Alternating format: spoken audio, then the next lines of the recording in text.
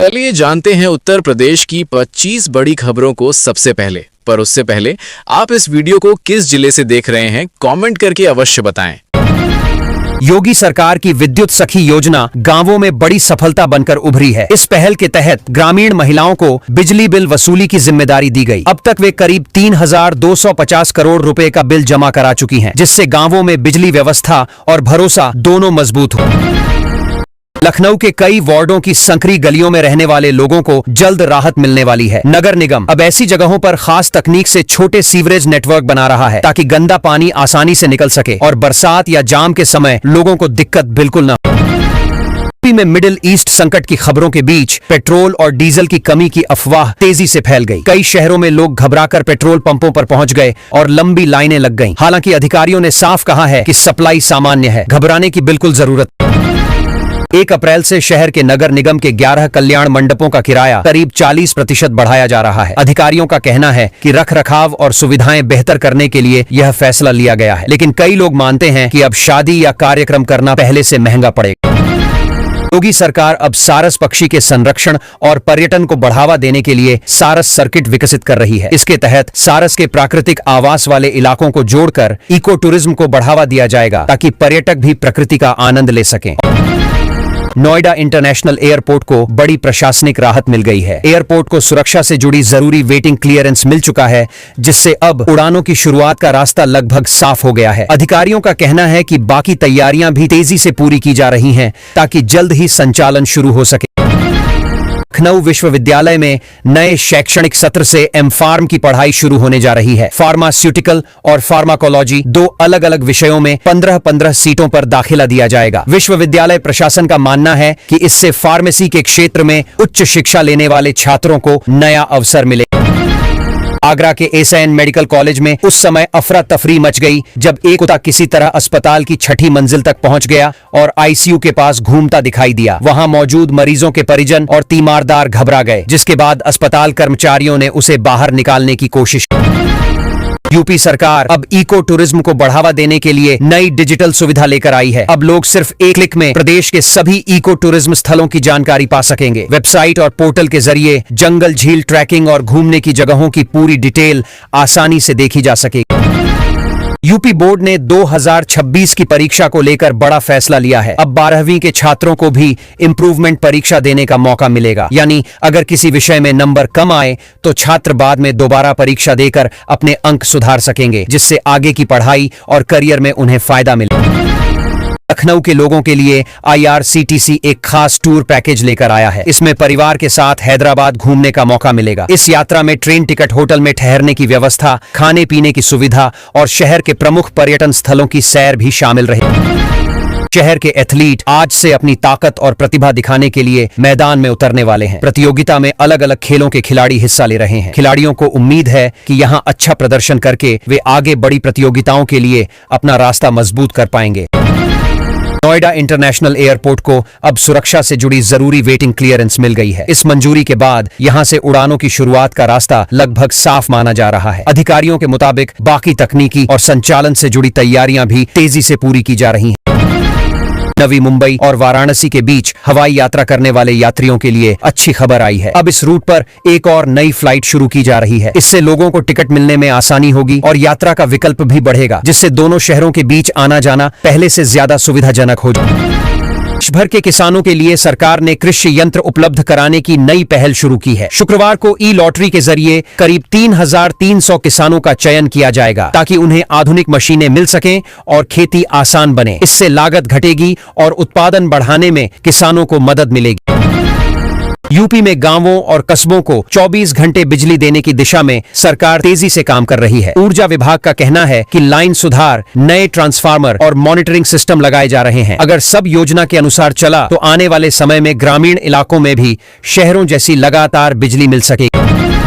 रत्नागिरी मेले में जाने वाले श्रद्धालुओं के लिए रेलवे ने 2 विशेष ट्रेनें चलाने का फैसला किया है। इन ट्रेनों का कई प्रमुख स्टेशनों पर ठहराव रहेगा, ताकि ज्यादा से ज्यादा लोग सुविधा से यात्रा कर सकें। इससे यात्रियों को भीड़ भाड़ और लंबी प्रतीक्षा से काफी राहत मिलने की उम्मीद है। कानपुर से लखनऊ आने जाने वाले लोगों के लिए राहत की खबर है। नेशनल हाईवे अथॉरिटी ने जाम कम करने के लिए ट्रैफिक प्रबंधन और कुछ तकनीकी बदलाव की योजना बनाई है। अधिकारियों का कहना है कि इससे वाहनों की रफ्तार बेहतर होगी और लोगों का काफी समय बच सकेगा।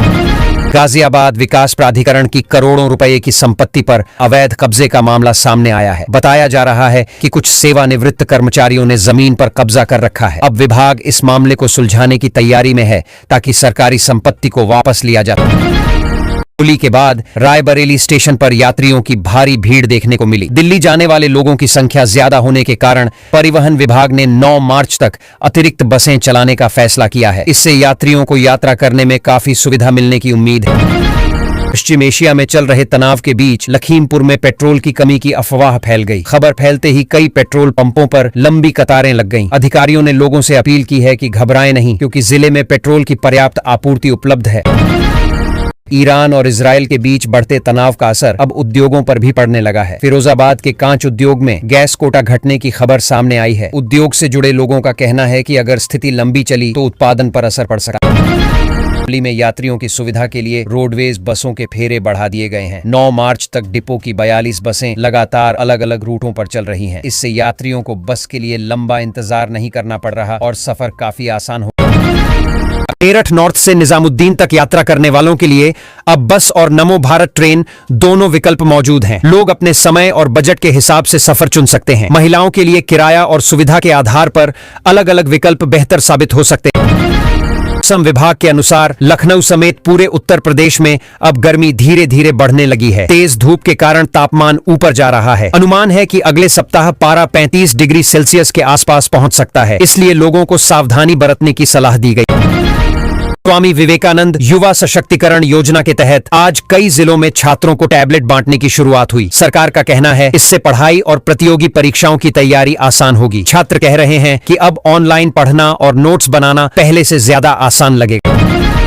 कन्या सुमंगला योजना को लेकर भी आज बड़ी चर्चा रही। सरकार ने इस योजना के तहत बेटियों को मिलने वाली आर्थिक सहायता बढ़ाने का प्रस्ताव पास किया है। अब परिवारों को बेटी की पढ़ाई और भविष्य के लिए ज्यादा आर्थिक सहयोग मिलेगा, जिससे लोग बेटियों की शिक्षा पर और ध्यान दे सकेंगे। महिला किसानों के लिए सरकार ने आज एक नया सब्सिडी पोर्टल शुरू किया। इस पोर्टल के जरिए महिलाएं खेती से जुड़ी मशीन, बीज और तकनीक पर मिलने वाली मदद के लिए सीधे आवेदन कर सकेंगी।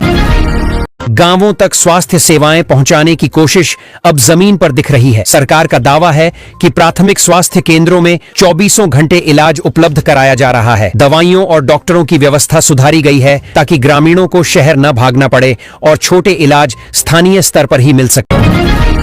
ग्रेटर नोएडा वेस्ट में बाढ़ से बचाव के लिए काम शुरू हो गया है। हरनंदी नदी पर रेगुलेटर बनने से बारिश के समय पानी का नियंत्रण बेहतर होगा। स्थानीय लोग मानते हैं कि हर साल जलभराव से बड़ी परेशानी होती थी, इसीलिए यह निर्माण पूरा हुआ तो मकानों, सड़कों और खेती को काफी राहत मिलेगी। गोरखपुर से शामली एक्सप्रेसवे और उससे जुड़े औद्योगिक क्षेत्र को लेकर उम्मीदें बढ़ गई हैं। सरकार चाहती है कि सड़क के साथ उद्योग बसें ताकि निवेश और रोजगार दोनों बढ़ें। व्यापारी कह रहे हैं कि अच्छी सड़क आने से माल ढुलाई आसान होगी और नए कारखाने लगने से युवाओं को स्थानीय स्तर पर काम मिल सके। डिजिटल सेवाओं को बढ़ावा देने की तैयारी दिख रही है। BSNL स्वदेशी तकनीक पर आधारित 5G लाने की योजना बना रहा है। कंपनी का कहना है कि इससे तेज इंटरनेट गांवों तक पहुंचेगा। लोग उम्मीद कर रहे हैं कि सस्ता डेटा मिलने से ऑनलाइन पढ़ाई, कारोबार और सरकारी सेवाएं आसान हो। गाजियाबाद के एक स्कूल की छत पर मोबाइल टावर मिलने से विभाग सख्त हो गया। शिक्षा अधिकारियों ने तुरंत उसे हटाने के आदेश दिए, क्योंकि बच्चों की सुरक्षा को लेकर चिंता जताई गई। अभिभावक भी कह रहे हैं कि स्कूल परिसर में ऐसी चीजें बिना अनुमति नहीं लगनी चाहिए, वरना स्वास्थ्य पर असर पड़ सकता है। रेलवे सुरक्षा बल के जवानों के राशन भत्ते में बहुत मामूली बढ़ोतरी हुई है। कर्मचारियों का कहना है कि महंगाई के दौर में इतनी छोटी वृद्धि से कोई राहत नहीं मिलती। वे उम्मीद कर रहे हैं कि सरकार भविष्य में इस भत्ते की समीक्षा करेगी ताकि जवानों को वास्तविक खर्च के अनुसार मदद मिल सके।